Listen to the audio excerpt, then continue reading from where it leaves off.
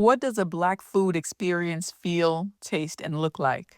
For Maame and Nina, co-founders of Dine Diaspora, the answer started with a shared love of food and culture. Both raised between Ghana and the US, they saw how a single dish could carry memory, identity, and connection. I remember growing up in Ghana, birthdays were not really about gifts, or Christmas weren't really about gifts. It was about food. With that spark, they set out to create spaces where food from across the African diaspora could do more than just fill plates. It could bring people together and empower underrepresented Black cuisines. Even as we started, we didn't start with the central component of the focus of food. It actually started because we wanted to create community.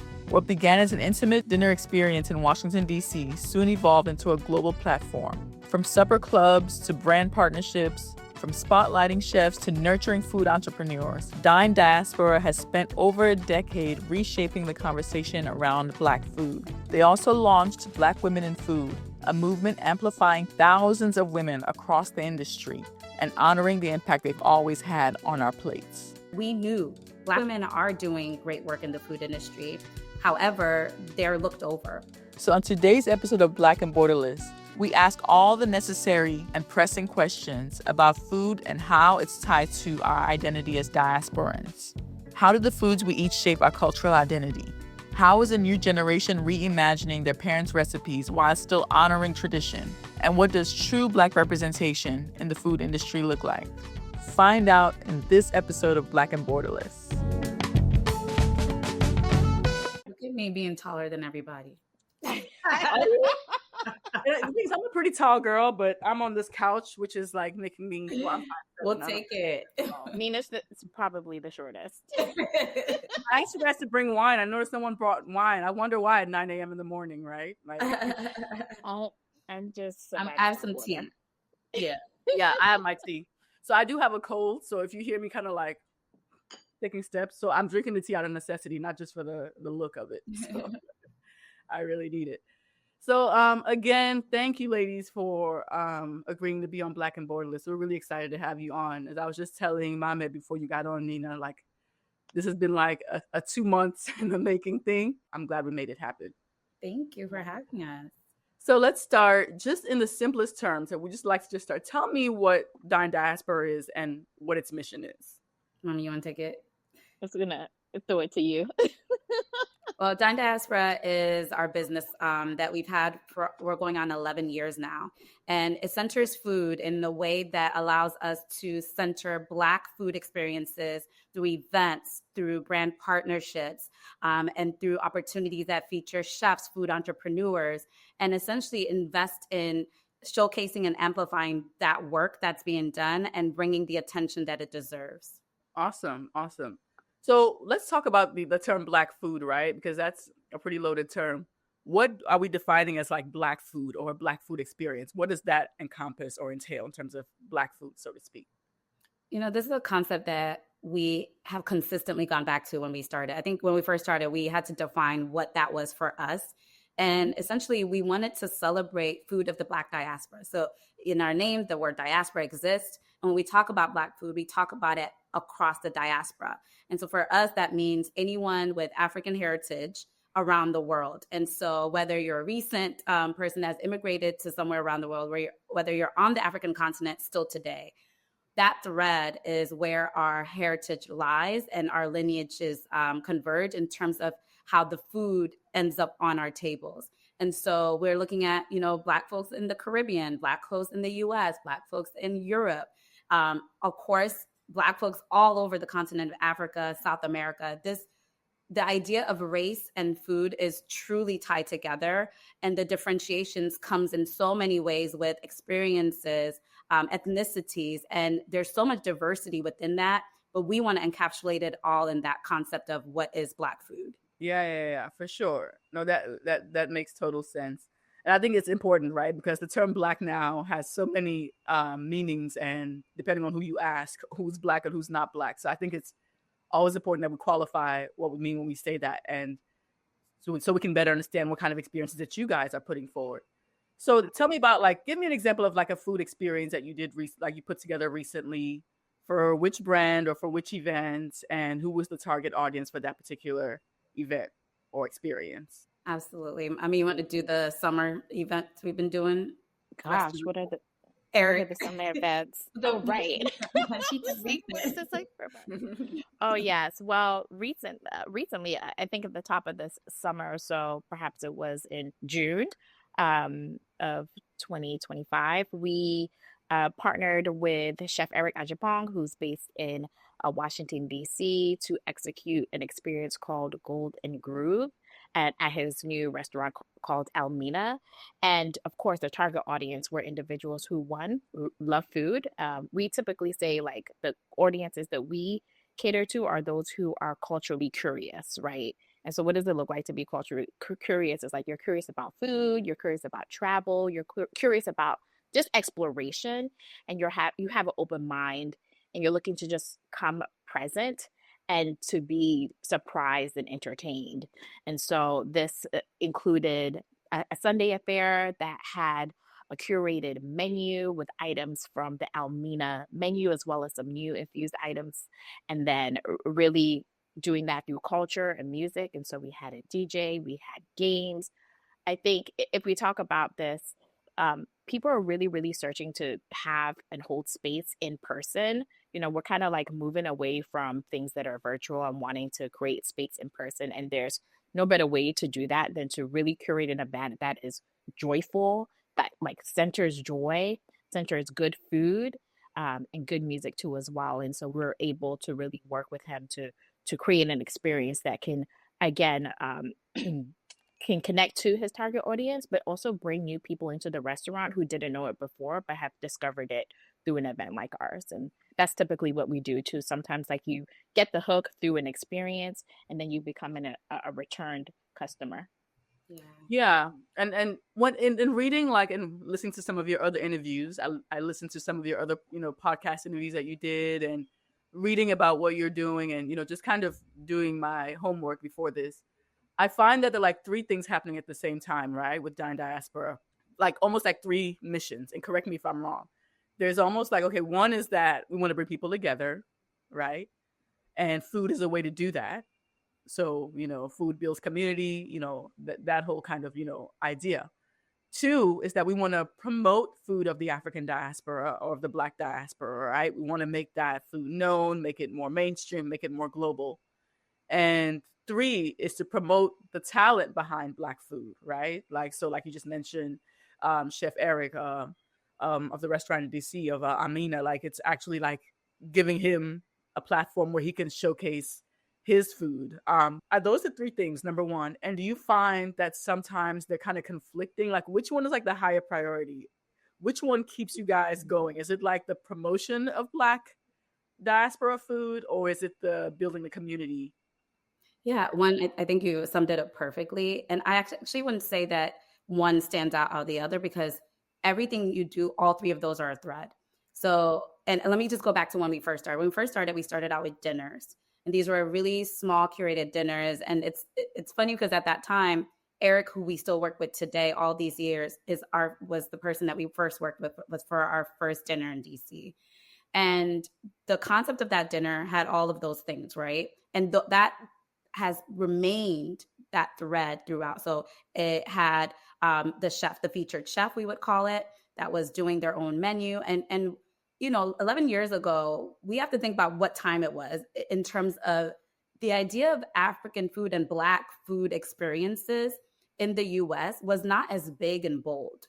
And so what that meant was the talent, the chefs, the entrepreneurs were not getting platforms as we might have more now. And I think we still need more to be able to do their own menus, to be able to introduce their foods to diverse audiences. And then on top of that, to be able to garner enough support, investments to open restaurants at the caliber that they probably desired. Now, what we stood on the footing of was the African restaurants that already existed, the grocery stores that already existed, which I think is foundational for us to be able to even do this work that we've been doing and build upon that. But where we are today is very different. And so that thread of featuring, making sure that the talent has the support. And what that means even then and now is a lot of the talent needs branding. they need to be create, branding around what they're doing, because there aren't a lot of restaurants you could just go into and apply and be doing food from your heritage or culture. The opportunities aren't as abundant. And you might be hired to do Italian food and still be in the culinary industry, and that's just fine. But the opportunities to do Black food experiences aren't always in abundance. And we have to continue to create the types of dynamics that educate people, that bring people on board, that also display these our foods as varied and multifaceted. And what I mean by that is that there's different levels. There's the corner store version. There's the, mom and pop version. There's the fine Street dining food. version, Mhm. carry out, there's everywhere in between. And our journey across, those years has really contributed, I think, to the ways in which our expressions of Black food are experienced today. Yeah, and I think you raise a good point. And somewhere later on in this conversation, I want to talk about the different facets of Black food, right? Like you said, there's like the different price points, frankly, right? There's the mom and pop version, there's the corner store version, there's the, in your neighborhood, predominantly immigrant neighborhood version, and there's the newly refined version. We're going to get to that in a minute, because I think I have some opinions about that I want to get you guys, views on. But before we go into that, let's take a step back and talk about, Nina and Mame before Dine Diaspora. Take me back to life before you created this movement, really, which is what Dine Diaspora is. Where did you guys grow up? Well, I was originally born in Ghana, grew up between the UK and the US, and in the US, uh, lived in New York, found myself in Pennsylvania, and then in Virginia, and currently, residing in the DC area. So have been in multiple places before Dine Diaspora. Mm-hmm. And for me, I was born in Ghana. I came to the U.S. as a child, so when I was 7 years old. Grew up mostly in Northern Virginia, and so I've always been immersed in the D.C. area growing up. And then lived a little bit, went back to Ghana to do some work there, came back to the U.S., lived in New York, things like that, and back here in the D.C. area. But a lot of just how we got together, Mame and I, was in our interest in sort of just diaspora work. And so having started other initiatives, contributed to other diaspora initiatives, it put us, I think, on the path to be able to come to a place where we brought our ideas together. Because Mame and I were on separate journeys when we met, But I think what brought us together was our connection to wanting to be immersed in the work of supporting diaspora engagement. So you guys are both born in Ghana, came to the U.S. at a very young age. So you really had both experiences, right? Like me, the same thing. I had spent some time in Cameroon. So I spent enough time there to have memories from there, right? Things that I can recall from there. How was your food transition? So because I want to now walk to how you guys even got to food being kind of the inroad to diaspora engagement, right? Growing up, what was your relationship with food from your home countries while you were there, and then when you came to the U.S.? Yeah, so from Ghana, my parents went to the UK, and I was pretty young when we um, immigrated there.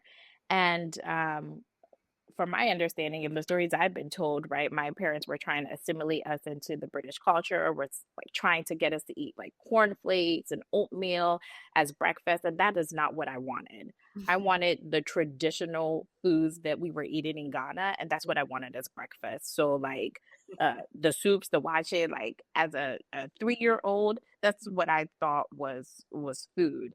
And so I've always had a connection. That is what was cooked in our homes. That's what I remember when as immigrant families coming together on Sundays and having actually like community meals. That was what was brought to the table.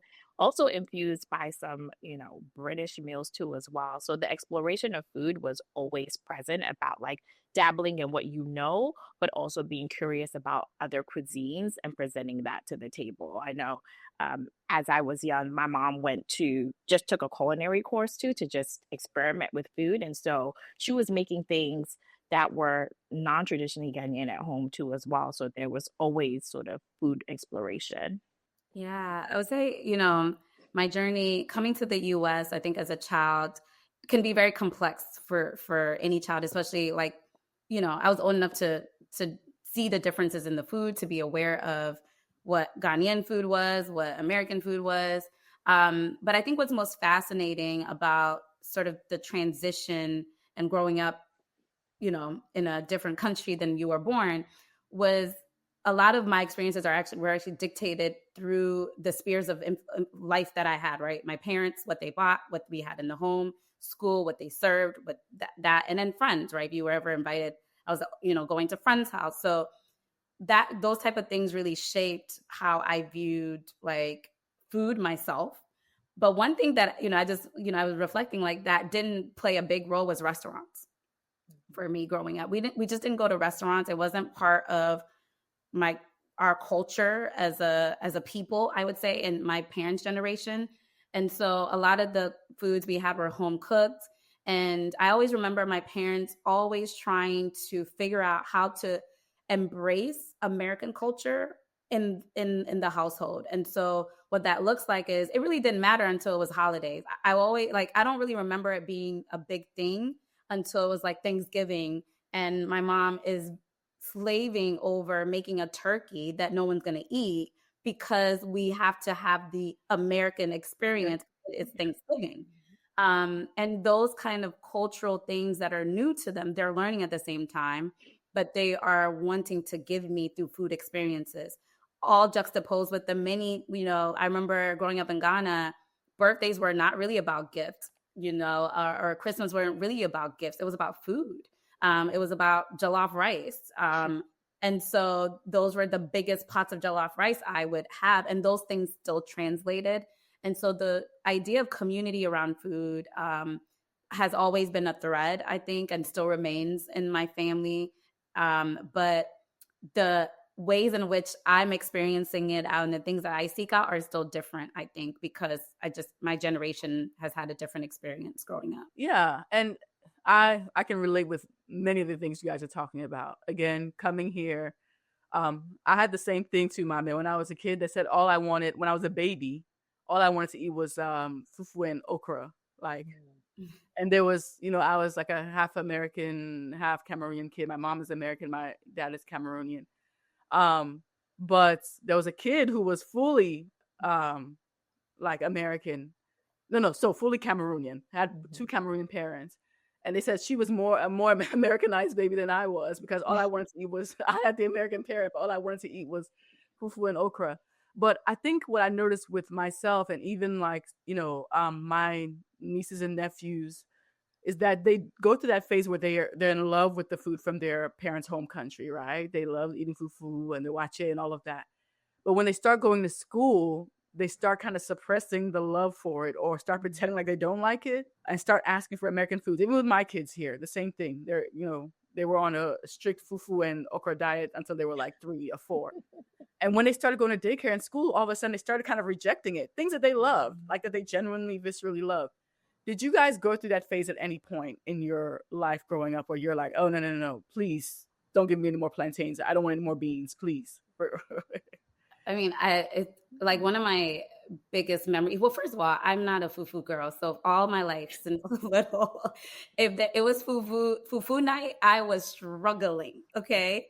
I have never still been able to give it an opportunity. I don't know what it is. It's, everyone's like swallow. I don't get it.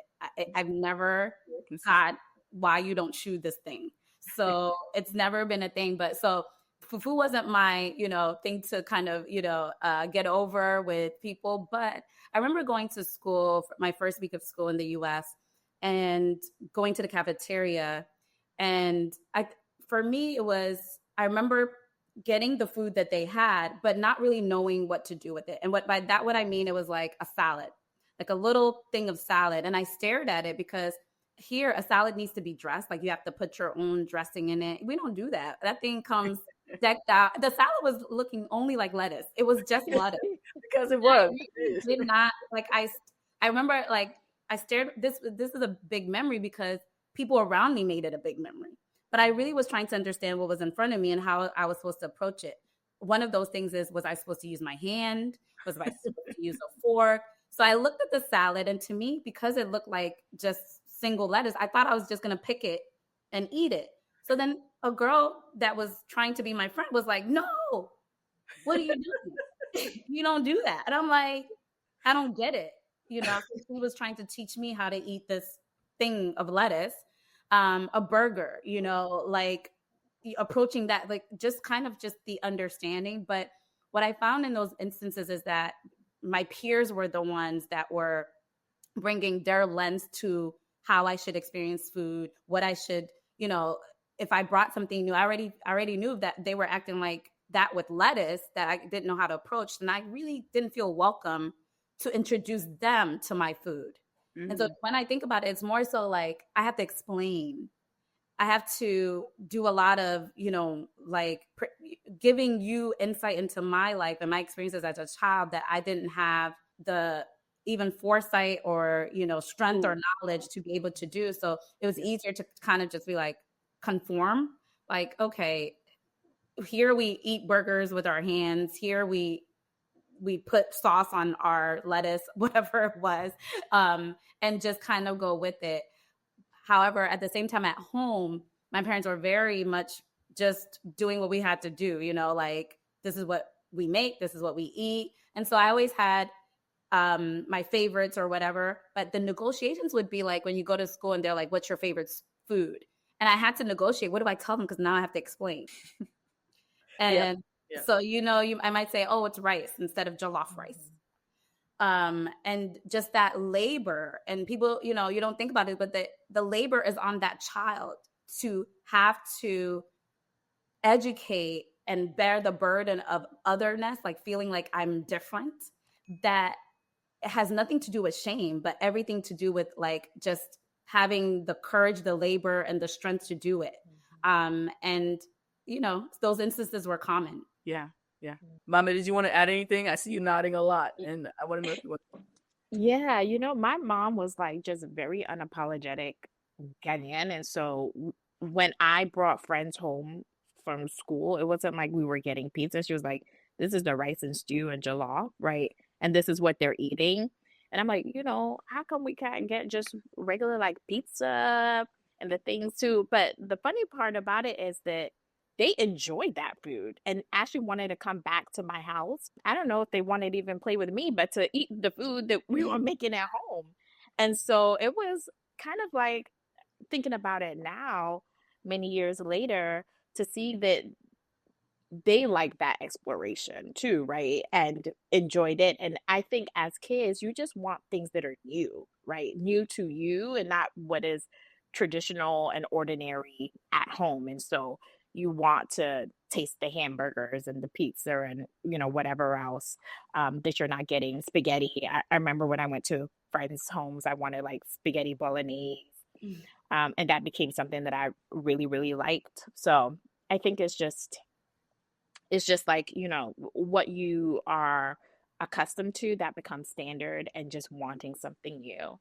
So that was like my childhood. Yeah. And there's a reason why I obviously brought this up, right? Because I think, especially with those of us, like you said, I think Nina said this, that come from different backgrounds, your relationship with your food of origin changes over time. And that's what I was kind of trying to capture, what that relationship was. Because now fast forward to X years later, here you are starting, you know, this initiative to really put the same food that you didn't want to explain to people as a kid. Now you're doing the exact opposite of that. You're explaining it and creating experiences for people to experience it. And that's what I really want to kind of talk about and capture. So do you remember when that switch was, when it's like, oh, no. I'm not only am I going to explain it, but you're going to experience this. You're going to get this 120%. Like this is what I eat. And not only do I enjoy it, but I'm going to create experiences for you to enjoy this as well. Yeah, I think the interesting thing about our mentality wasn't really so centered about that education. It was more so, I think, reimagining and looking at our foods differently. And so what I mean was like the idea of Dine Diaspora is truly rooted in who we are. And who we are is that sometimes we eat all types of food. And what Black food looks like is so rich in how it manifests on this plate. So when we were selecting chefs to work with, we were looking for those that were doing something different. Those were who had their own something to say in the conversation that may not have been typical. And so we loved the people that were like doing fusion, or people that were just reintroducing, just being true to themselves. And that was okay. And I think that's why what we've been building has always been something that's like authentic to our own experience, because it wasn't about sort of like, you know, you have to learn about these cuisines and, you know, all of the foods. We are also learning along the way. We are the ones that are getting the knowledge. You know, we want to learn more about Southern food in America, because I didn't grow up in the South. I mean, Virginia is, but like not Northern Virginia. But I didn't grow up, you know, learning the intricacies of Southern food and learning the many connections it has to African cuisine. I didn't grow up in the Caribbean. You know, all of these things are birthed out of our authentic journeys, and the idea that learning about foods and centering experiences can be a really magnificent way of engaging with one another without feeling like you're, you know, making some sort of like a, you know, academic stance on this journey that is so beautiful, that is so rich, and deserves, you know, magnificent opportunities for people to engage with. And even as we started, we didn't start with the central component of the focus of food. It actually started because we wanted to create community. So Nina and I had both left the US and were doing other things in Nina was in Ghana, I was in London, and then we reconnected actually in Ghana, right? And then when we both came back to the US, we were talking about the lack of community in the DC area, how transactional it was in terms of networking, and wanted to do something different. We like identified the gap and wanting to do something different that wasn't just happy hours, because that at that time was the vibe. Everyone's at a happy hour, you talk small, yes, we'll meet up, and then maybe you meet up with the person again, or maybe you don't. So there was an intentional focus on doing something different and having that be a dinner, right? And so it just began with a dinner. And with that, we were kind of like, okay, we're going to do a dinner, but who's going to cook the food? Because I wasn't going to, and he wasn't going to do it as well. So we had to find to create the food and create the menu there. And so that became our exploration of figuring out who is out there who's doing something unique and different with, you know, with food, right? And the one premise that we had about even the chefs that we were exploring was like, you have the agency to create whatever you want on our menu. It's for you to tell us a story of your culture, of your passions through food, whatever it might be. And that's how it began, right, with our supper clubs. And then, you know, we've transformed through the years to in the services that we offer. But that was simply about bringing people together, creating community, but also making sure that the chefs had the agency to create whatever they wanted. And we were just there as participants to explore in that menu. Yeah, absolutely. And I think that's what I was trying to get at earlier with my question of like, there's the creation of community, there's the food aspect. But what it sounds like is that although those are both priorities at this time, what this started off as was a community creation initiative, right? Mm-hmm. And then food seems like a natural way to do that. And then it's like, oh, and Black food is like a good way to do that because Black food is underrepresented on the global stage. And so and that's what I was trying to get at. Like, what's that sequence of like missions? Like, what came before what, right? So that's kind of what I'm hearing from the story is that it started off as like we just want to get people together. Like, people are having these transactional interactions and want to bring them together. Oh, and we need to eat while we're at these, functions, and food brings people together. Oh, and we see that Black food is underrepresented in certain spaces. Why don't we, give a platform for Black chefs and talent in the food space to shine? Okay. Am I getting that right? Did I get it right now? Yeah. Cool. So that's great. So walk me through a little bit what that journey has been like from that first event that you had, the first dinners that you did. What, in your opinion, has been your most outrageous fail and your biggest win? Oh, that's a great question. That's a great question. Okay, so 11-year journey has been a while, and there's been a lot of mini fails, a lot along the way, and then probably some big wins along the way too. I'll do the fail, Mame. You think of your win. One of the biggest ones, so right, we talked about the supper clubs, and over time we started to develop experiences and services based on what we saw, one, the community need, and two, the talent fit and opportunity in the marketplace. And so after those supper clubs, everyone was asking us to be part of the supper clubs, right? You can't have, like, it was maybe less than 30 people at these supper clubs. So the community really wanted more. And so we decided to start doing a festival called Chop Bar.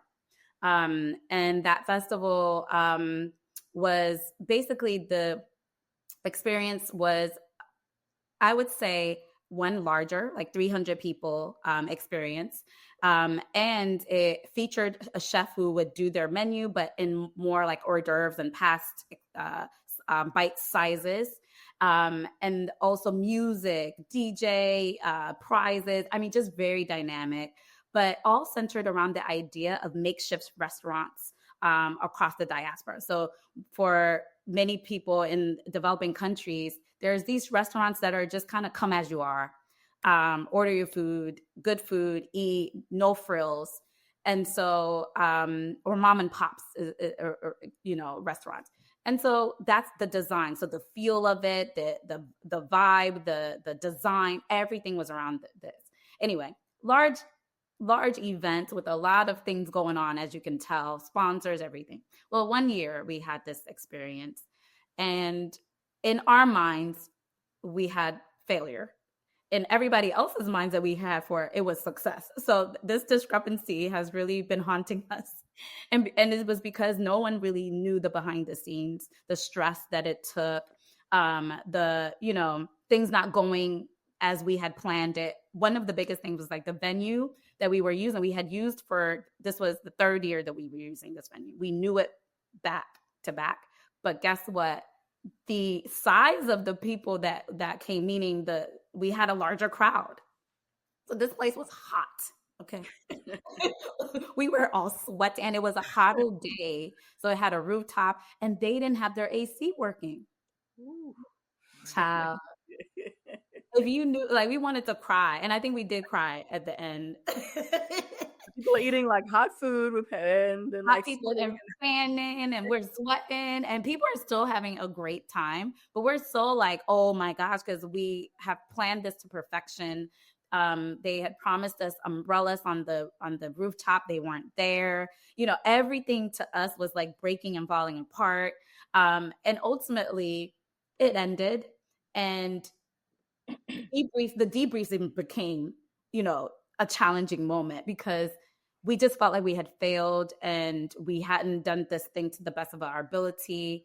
But we did, I would say, the best things we did in that moment was still have the hard conversations, was still come together, still identify the gaps, still rectify any issues with like the venue and all of the intricate details.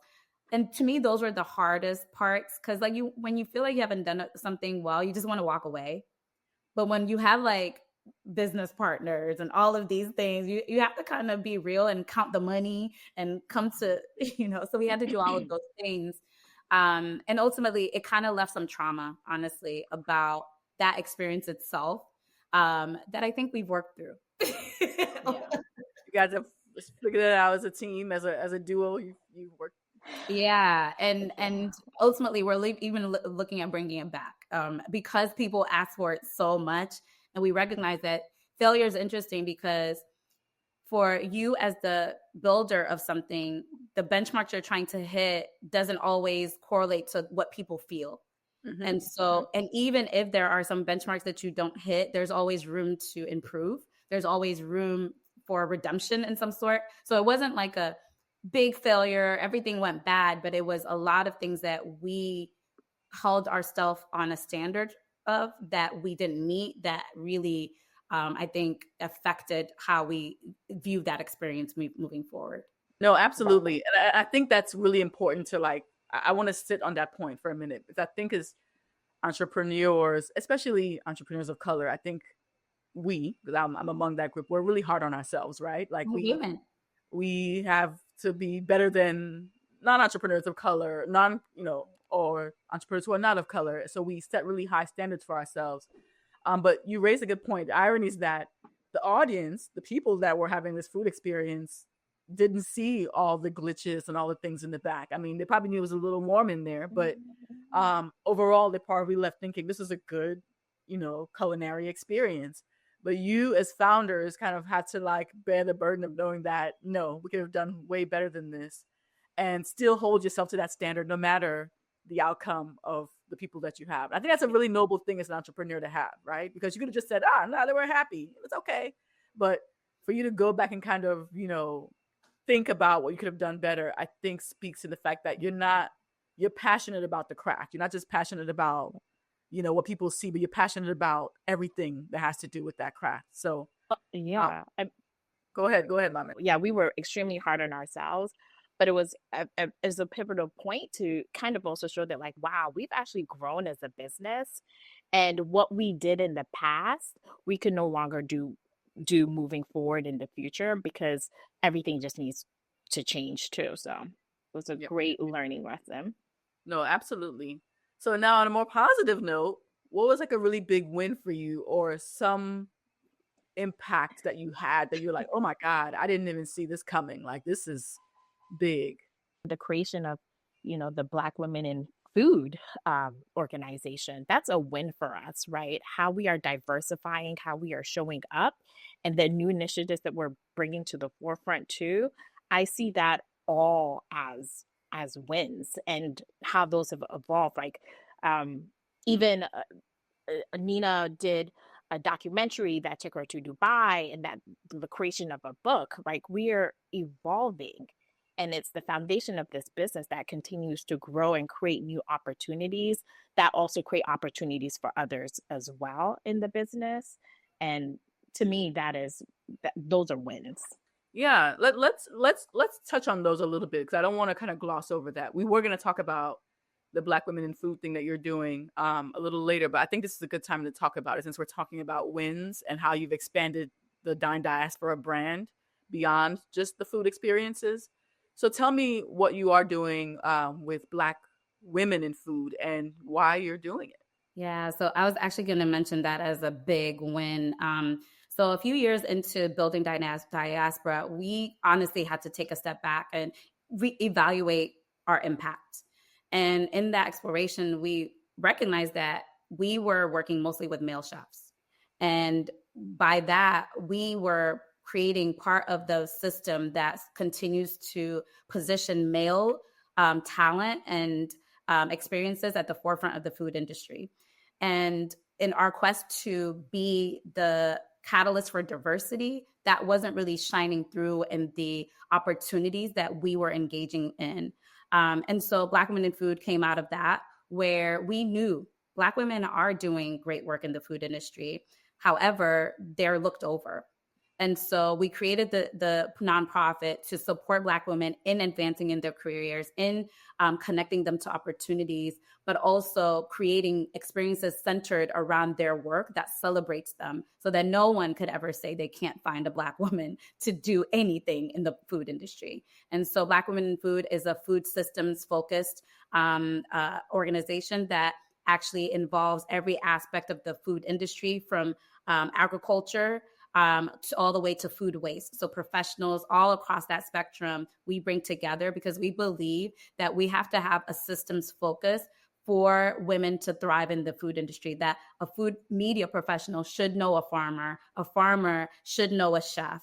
And that ecosystem is what is going to propel us with solutions that actually drive our food system forward in the future. So that's pretty awesome. So what's been like, give me some like the biggest results from that, like, X number of Black female chefs have now done X, or X have now connected with farmers. What are some kind of metrics of success that you can share with me from your experience of promoting Black women who are underrepresented in food? Yeah, so right now, over 1,000 women have engaged in our summit experiences. And so our summit is one of the core, I would say, transformative experiences that we've created around the opportunities that we have. So I'll just break it down right now. We have an awards program, which has impacted nearly 300 women that have been recognized through our awards. We have a funding program, which has impacted nearly 15 women with funding that equates from $10,000 to $15,000 for restaurants and for consumer packaged goods businesses. And then we have our summit and other events that are, for networking and capacity building that I just mentioned, that bring women together for learning opportunities and connecting with each other so that they can advance in whatever, projects that they're working on. But that experience has been quite transformative, and we're coming up in 2026 on our 4th year of it. And the biggest success I can say is that the numbers are, we're continuing to grow. And so we started with a 1-day summit the first year. Second year, we went to 2 days. Third year, we expanded more experiences, and going into our 4th year is going into 3 days. And so we're really excited about what impact it will continue to have for Black women in the industry. No, that's quite awesome. And I find it a little ironic, really, when I think about food based on traditional stereotypes. You would think that women, especially in the Black community, the global Black community, that women would be overrepresented, which is interesting that even in that space where traditionally women are known to be the ones to, administrate in the kitchen, women are, professionally don't have underrepresented. So I find that quite ironic and interesting. Yeah, I mean, and there's statistics that show that in leadership positions in the food industry, women are very underrepresented. That's head chefs, restaurant owners, food media editors, food media writers, farmers. So this is a very the issues around representation and access mirror our society in general. It's not just the food industry. It's actually our bigger society that continues to have these discrepancies in representation and access that is mirrored in the food industry. Absolutely. Absolutely. So I want to talk now a little bit about, so we've talked about all the, how you've grown as a brand and all the great work, kind of the brand extensions of that through Black women in food and all other things. Let's go back to the food conversation a little. My main question is that there's been a movement, right, in the last, let's say 5 years, maybe more, of refining the cuisine of diaspora. So that soul food from the African continent, and kind of, putting it in more in the fine dining space, right? And taking out of the mom and pop space, so to speak. I know in your case, you guys said that you guys obviously, engage, with food in all aspects, not just kind of the fine dining space. But do you feel, or do you fear that we could be watering down the authenticity of Black food by trying to put it in this fine dining space? Absolutely not. It's interesting because in our journey, and that's why I say it's true to my own experience, right? The fact that I can go in my kitchen and, jazz up a jollof rice in a different way than my parents did and try different spices in it is okay to me. And I really want to continue. I love the time that we're in. And Mame mentioned the book that I co-author of, which is called The Contemporary African Kitchen. And the idea behind the Contemporary African Kitchen is the idea that African foods can be imagined in the way that we want to and don't have guardrails, and that they can be ingrained in tradition and in the innovation, and that the agency to do that lives within us and our own expressions of how we want to engage others in our culture. And so that freedom is so important because it allows for more agency in how we are culturally living. And when it comes to like I would say, diverse representations, what is truly important to me is that we learn where our foods come from, that we are educated on where okra is African, right? Mm-hmm. And that we continue to explore and dig deeper into what the traditions were. And if we're innovating, we're not saying I discovered this and I discovered that, when things have been not discovered, but people have already known about ingredients and techniques. That's what's important to me, the preservation of traditions, so that we can educate and know where we came from and where we're going, but not to put guardrails on where it could be and what it can be. And that's what I think fine dining is only one expression. I think there's a lot that science can do. I think right now, what fine dining representations of Black food means to me is that we have unlocked access to a space that we were originally locked out of with capital. Because for so long, Black chefs have been educated in French dining techniques and had to relegate those techniques to foods outside of their own culture. To learn techniques and then to not have access to adapt those techniques to your own culture because there aren't spaces that you can gain capital from it is not worth it. And so what I'm looking to see is what innovation can do and exploration can do, where our techniques in Black food across the diaspora can also have its own curriculums, can also be more invested in. And it takes exploration into the different levels. It takes investment. It takes having fine dining expressions so that other people and other cultures can experience it. It takes these expressions to take it to all places in the world. And I don't know what the next expressions will look like, but the moment we're in is, to me, very celebratory. And what I don't want is for people to pit, our carryouts and our mom and pops against our fine dining. All of them are welcome in this conversation.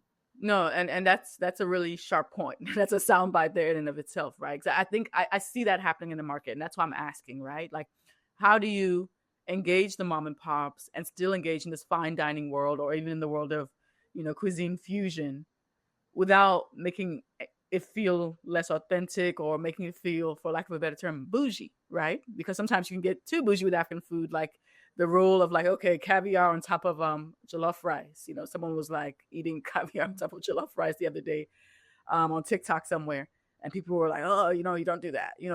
This is not correct. So we got a lot of that when we started. This is not the correct. This is not how you should do it. This chef isn't doing it right. They're bougie. All of that. Who was saying that, if you don't mind me asking? A lot with chefs that. Where was that coming from? Was that coming from like people in the Instagram comments, and it's so exclusive. The supper clubs are too exclusive, which is why Chop Bar was really important to us, because getting to experience the same chef that we work with on the supper club in festival experience where it's not, a sit down dinner, is the same chef doing similar foods from their expression in a different way. Mm-hmm. That speaks to that story, that we can be both at once, or we can choose. It's fine. We are diverse people. And so even within our own work, there is perceptions and attitudes about what we do, how we do it, and how food should be a present. I welcome conversations like that, because it means that that to me is an expression of a movement. When there is tension, when we don't know what's right, this is where we're supposed to be. And this is what allows people to also, question what they're doing, allows people to think about how I want to be represented. This is the space. And there's a lot of different people and examples, and our organization, I think, is an example of, being a catalyst for inspiration when people are making food. Yeah, absolutely. Mame, I feel like you wanted to add to that when I made the comment that people are saying that maybe we're making food from the diaspora too bougie by putting caviar on top of jollof rice. What are your Oh, thoughts? honestly, I was just like, oh, maybe I should try that.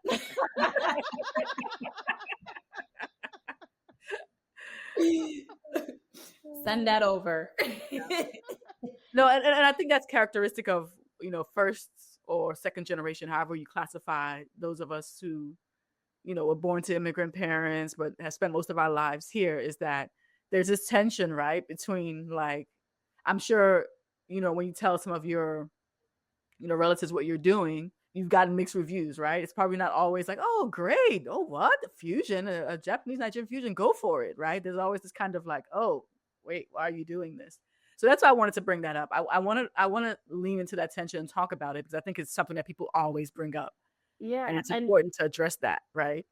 absolutely. And everything isn't for everyone. So that's why hopefully you have the agency to choose what you want to explore and what you don't want. And so we know that we are not um, everyone's target audience, and that is fine too as well, right? And so I think we're kind of like clearer about like who we attract and want to make sure that we're true to that, and also expand people's horizons by showcasing, right, through our digital platforms, um, where there's opportunity to be more explorative, right, and also be true and authentic too as well. So I think there's some balance in that too. I don't know if you guys attended Essence Fest this year. And if you're aware of the controversy over the fusion of, let's say, African American, meaning like Black American, foundational Black American culture with African culture. And that got mixed reviews, right? And food is one of those spaces where it was questioned. There was like a jollof, apparently I wasn't there, but it was a jollof versus jambalaya thing happening. Do you guys, what was your take on kind of the whole backlash for the so-called Africanization of Essence Fest?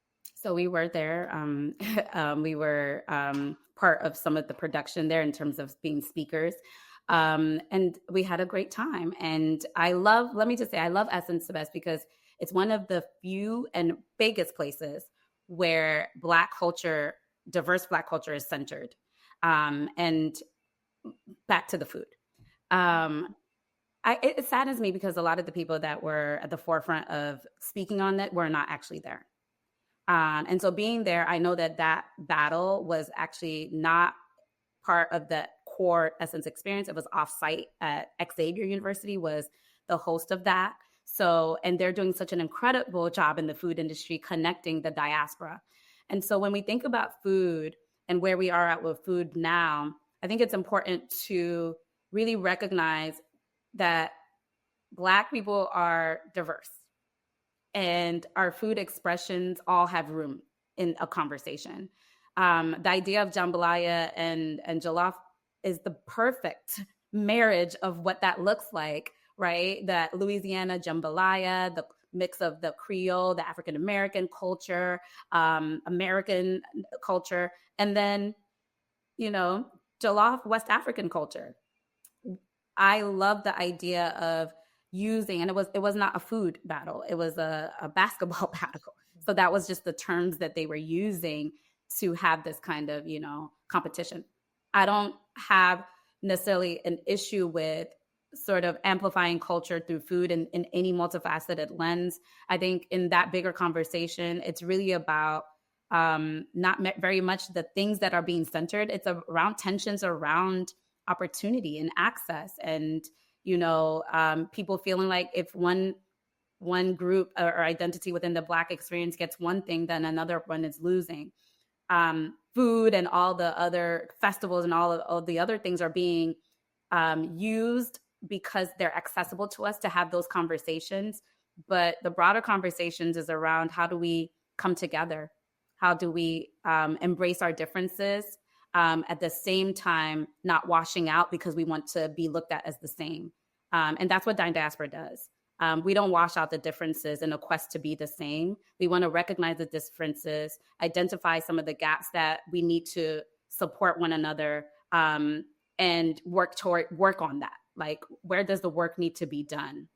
And that is where I think we need to be focused. And so we're doing it through food, but there's so many other organizations that I think are working on it in other ways, help, so many other ways. And I think that's where I want to always center the conversation. I saw that as entertainment, right? In terms of the Jollof versus Jambalaya battle too. And if you do more research about the individuals who put that on together, you would know that by no means they're looking to create anything that is divisive, but are actually looking to connect ties. And that is generally what they do too as well, and have done a great job in doing that. And so I think maybe that event, compounded with other things that are happening with Essence and the commentary that was coming from the internet, could have perhaps made that seem like it was supposed to be divisive, but it wasn't. It was to celebrate both cultures too, in entertainment, in sport, and that's how it was showcased on that day. Well, thank you both. I know we've covered a lot of ground on this call, and we've gone a little bit over. So thank you so much. Before we go, any upcoming projects that you want our audience to know about? Audiences predominantly people from the diaspora who are interested in knowing kind of what you guys have coming up next. Anything that we should know about? Where should we find you on the socials? Yeah, so www.dinediaspora.com, which is also where you'll find some information about Black women in food, which is a separate organization or nonprofit. You can donate. That's what you need to do. You need to donate for the work that we're doing at Black women in food. But ultimately, follow us, sign up for a newsletter on the website, and you will be the first to know about what's coming next. We have a lot of things coming, both in the fall and just our 2026 calendar. Restaurant experiences, dialogues and conversations, capacity building on the Black women in food side. So, and of course, the 2026 Summit is one of our biggest events. If you are Black women in food, check it out. But excited to, just sign up for the newsletter and you'll be the first to know. Awesome. Well, thank you again, Maame and Nina. This was great. Again, excuse my coughing fit, but we got through it. So again, thank you guys so much for being on, and hopefully you'll come back sometime. Oh, thank you. Thank you. Bye.